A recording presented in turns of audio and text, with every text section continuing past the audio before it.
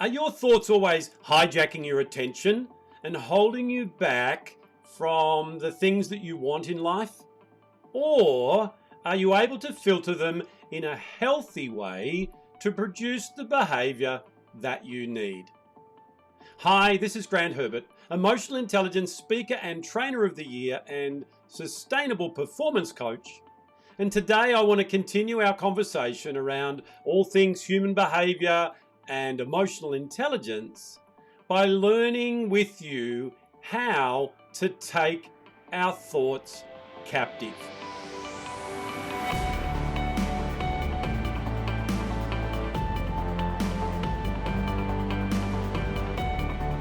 All conscious behavior starts with a thought. So if it's not a good thought, if it's not a positive thought, it's probably not going to produce positive behavior. Negative thinking creates a breeding ground for negative outcomes, whereas positive thinking moves you towards the behavior that you need to get the results that you want.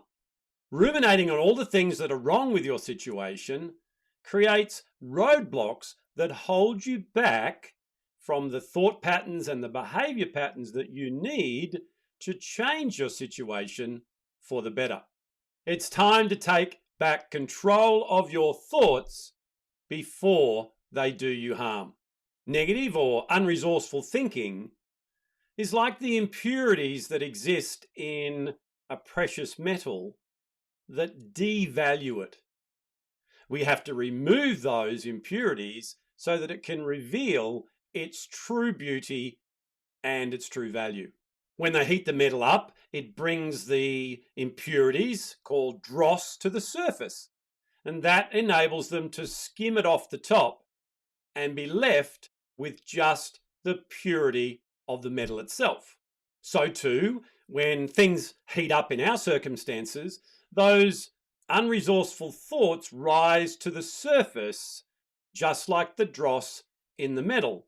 It's at this point that we need to learn how to remove them, skim them off the top, so that we are left with the best version of ourselves. We take them captive, call them out for the impurities that they are, and then replace them with more resourceful thoughts that's going to help us to move forward and get the results that we want. So let me take you through a 5-step process to be able to not only take them captive, but to reverse the negative process and design a thought pattern and an inner dialogue that's going to help us to move forward and get the results that we need right now. Number 1 is being able to recognize those unhealthy thoughts in the moment. Remember, social and emotional intelligence is the ability to be aware of what's going on for us emotionally in the moment. And it's the same here. We need to be able to have space and stop and go, okay, I'm recognizing this dross is coming to the surface. So that's the first step. To do this, we need to be on guard to be able to hear that small voice rising up, that mini me, those thoughts and those beliefs coming to the surface. So we need to make sure in this step that we're always looking for thoughts that aren't going to serve us. Step 2 is to do an audit of our thoughts. You know, it's just like when a suspect is taken captive on your favorite crime movie. And they take them in and they sit them down and they ask them questions. And the whole purpose is to get the real truth. The whole purpose is to uncover anything that's not really true, any inconsistencies in their story. So this step is where we use our logical brain and we take inventory of what our thoughts are saying. So step 2 is to do an audit of your thoughts. Step 3 is to challenge the validity of what you uncover. So when we go back to our story of someone in a crime movie whether they're in the police station or they're in the courthouse. They'll be giving their story, and there'll be things that come up that just don't add up, or they don't fit the story that's going to give you the outcome that you want. So what we need to do is challenge the validity of that. We need to object to it and go, well, hang on a minute. No, that's not true. So if I'm thinking a worst case scenario, I can bring that back to reality by going, well, hang on a minute. No, that's not true. That's my small voice working on my fears, working on my negative beliefs, my limiting, my false beliefs, and we can call it out and say, no, that's not true, and I'm not going to accept that as being so. Step 4 is to offer an alternative.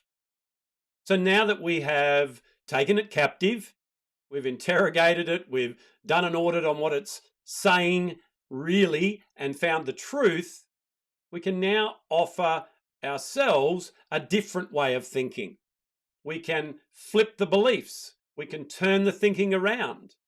We can look at, what do I need to think that's going to give me the energy, the impetus, the behavior that I need to move forward and get the results that I want? So the next step, number 4, is to offer ourselves an alternative to the negative or unresourceful thinking. And step 5 is to change the narrative. We tell our own story. We're in charge, we're in control of what we let become our truth. So now that we have taken it captive, we've done an audit, we've challenged the validity, and we've said, no, that's not going to serve me, that thinking's not true, we now move forward with a different thought pattern, with a different self-talk, a different inner dialogue, one that is scripted in the positive, one that allows us to move forward and to do what we need to do right now to change our situation for the better. You can become the person that you need to be so that you can do what you need to do to have the results that you want in your life. You just need to take back control of your thought life. Well, that's it from me for another week. Join me again next week when we start a new conversation and take all that we've learnt over the previous months and we prepare our 2021. We look at a process of what we need to do to write our own version of the script and to plan to have the best year that we've ever had. I'll see you then.